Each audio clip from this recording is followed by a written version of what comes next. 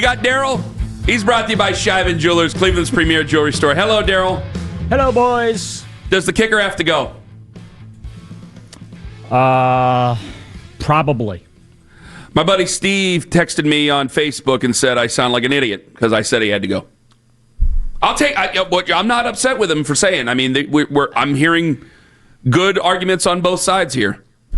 Look, the argument from the team and Kevin Stefanski after the game is he had a great training camp, and when it doesn't count, I know, but the bottom line is he cost them a football game they had to have. Okay, the schedule early on is tough enough. That was a game they absolutely had to have, and they blew it. And they blew it for a couple of reasons, not just all because of Andre Schmidt, but he was a pretty big co-conspirator in missing an extra point and also pushing a 36-yard field goal wide right. Those are kicks you have to make. You can't miss those kicks. We're not talking about a 46 or a 56-yard Hail Mary. We're talking about a 36-yard field goal. You have to make that kick. Yes. There's no sugarcoating that.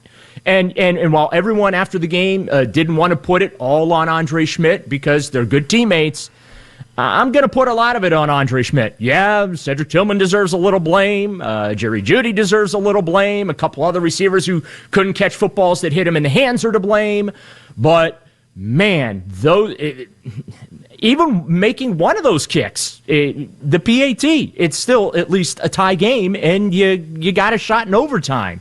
But, man, to lose a game because your kicker couldn't do the basics of the job, man, that's frustrating. Well, Daryl, I'm trying not to be mean-spirited about it because I don't know if I've ever just come right out and said in a non-joking way, like a guy's got to be cut.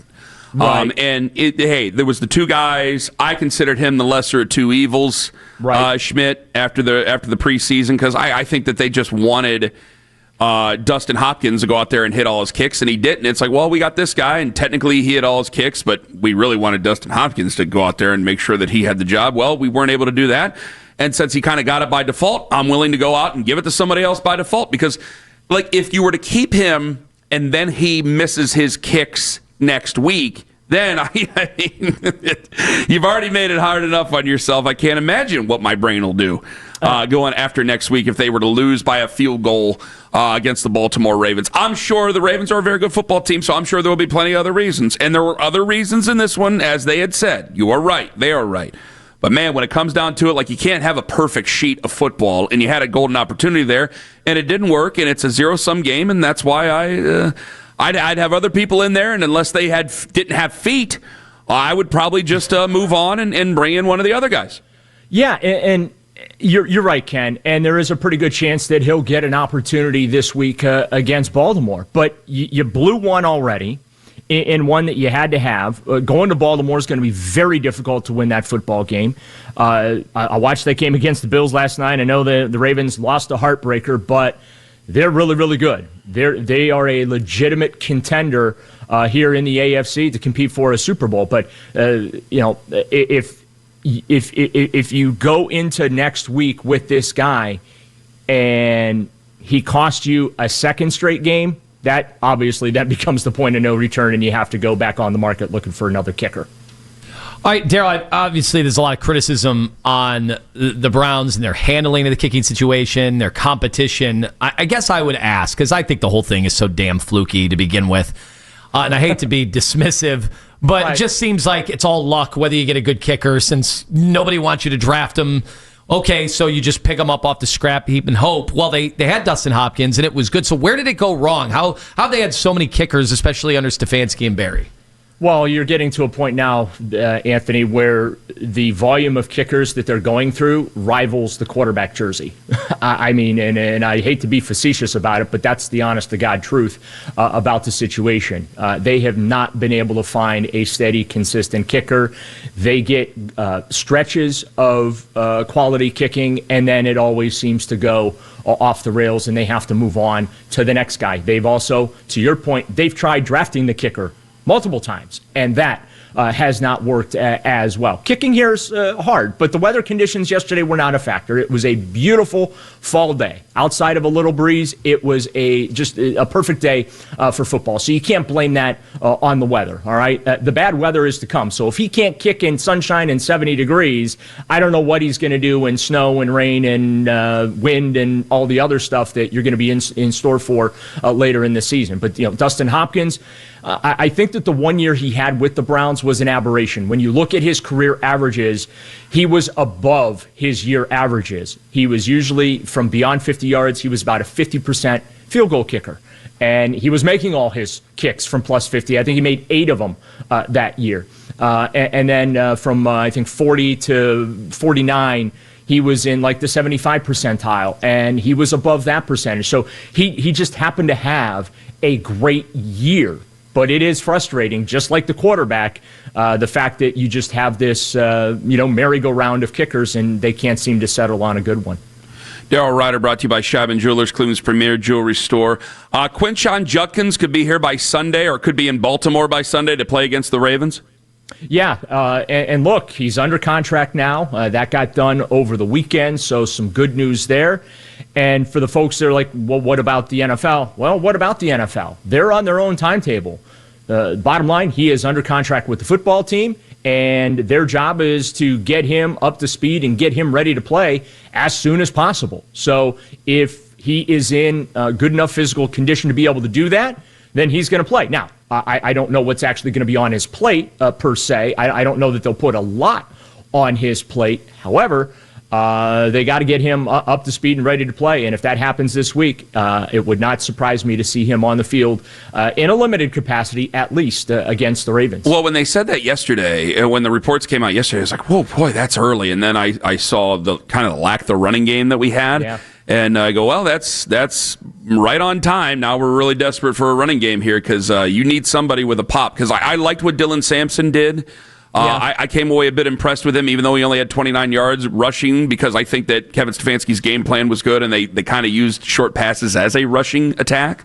Yeah. But, man, you need somebody that can haul the mail there, because Jerome Ford Jerome Ford was supposed to really be a third down back. Maybe he was drafted for the wrong thing, and he is just outpaced right now. And Dylan Sampson, that's a lot to put on him. Like, you'd need Quinshon Judkins there, and we'll see what he does, but you'd need him right now.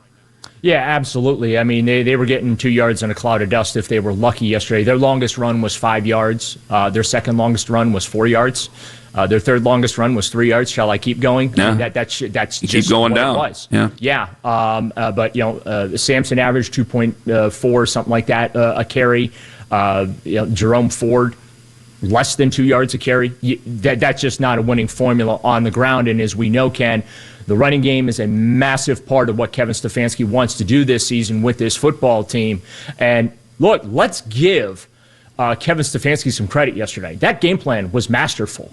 And the execution of said game plan, minus the 2 footballs that went off of Jerry Jeudy and Cedric Tillman's hands, like, it was almost a flawless offensive performance from an execution standpoint. They put together long, sustained drives, scoring drives. They did enough to win that football game yesterday offensively. Was it pretty? No, of course not. But this is what it's going to be this year because they don't have the full toolbox at their disposal. So they're working with what they have to work with. And I think Kevin Stefanski did a really, really good job positioning them to have success yesterday. Joe Flacco did a nice job. Some people are complaining, the game plan was way too conservative. Well, you got to be smart when you're playing a team like the Bengals. You want to play a little keep away with a team like the Bengals because if Joe Burrow doesn't have the football in his hands, he can't put points on the scoreboard. So, and the defense played well yesterday. Let's give them some love. Outside that opening drive, I thought they were really good too. So it's just unfortunate they played well enough to win, but they did just enough to lose. So we're looking for big takeaways for the season. Obviously, there was some good stuff with the rookies. But how hard is it to have those takeaways when we've seen them dominate the Bengals before? I mean, 2 years ago, they held Burrow to only 88 yards passing. So it was even a better defensive effort a couple of years ago. So is it just really that this is such a great matchup for them, or do you think this is what we're going to see all year?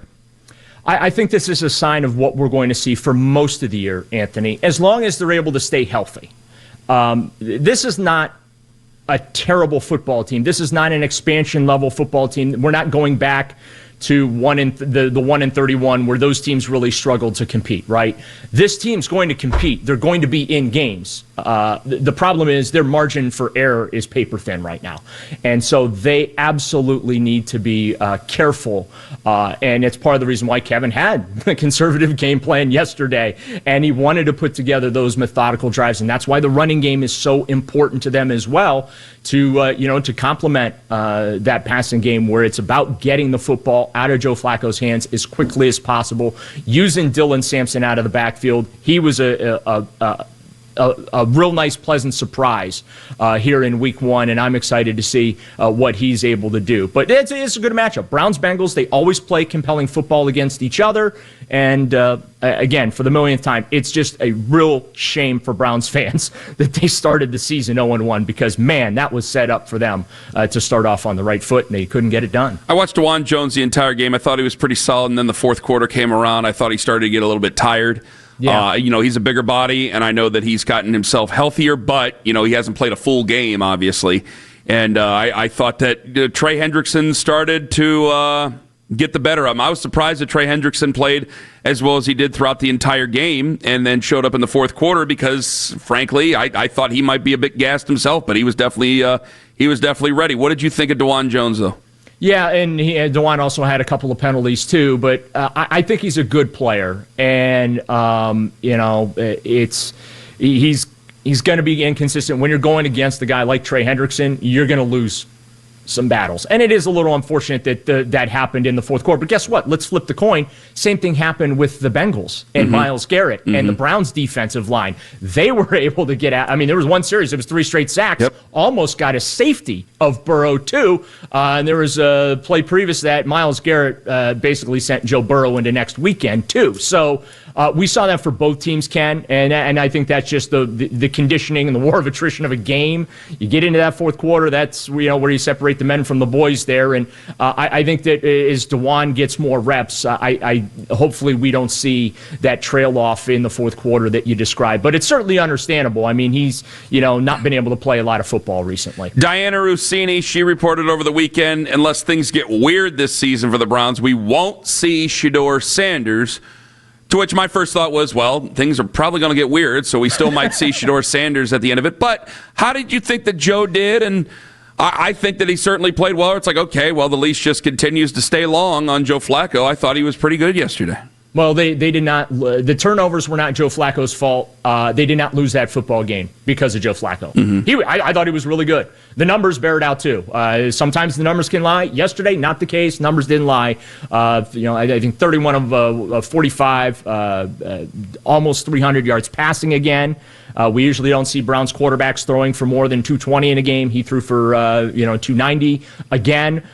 So I thought he was very good, and I'm sure he's going to Baltimore next weekend, really motivated to try and help the Browns get back to even at 1-1 and get the Ravens off to an 0-2 start. Obviously, Harold Fannin was all over the place, a lot of targets. He was a big part of the game plan. Is this the changing of the guard? Are Njoku's days numbered here as the starting tight end?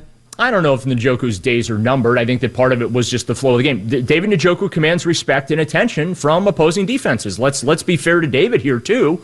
He's a Pro Bowler, but